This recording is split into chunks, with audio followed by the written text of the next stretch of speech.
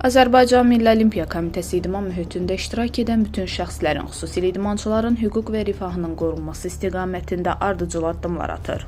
Bu strategiyanın davamı olaraq təhlükəsiz idman prinsiplərinin gücləndirilməsi və müstəqil nəzarətin təmin edilməsi məqsədi ilə Təhlükəsiz İdman Komissiyası yaradılıb.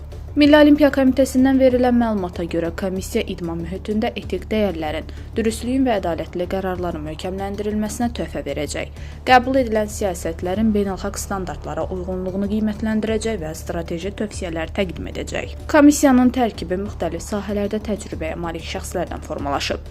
Azər Əliyev, Azərbaycan Milli Olimpiya Komitəsinin baş katibi, Təhlükəsiz İdman Komissiyasının sədri. Təxminə Tağzadə, Azərbaycan Milli Antidopinq Agentliyinin icraçı direktoru. Xəzər İsayev, Ədalətli Oyunlar Komissiyasının sədri. Fəridə Əzizova, Atletlər Komissiyasının sədri.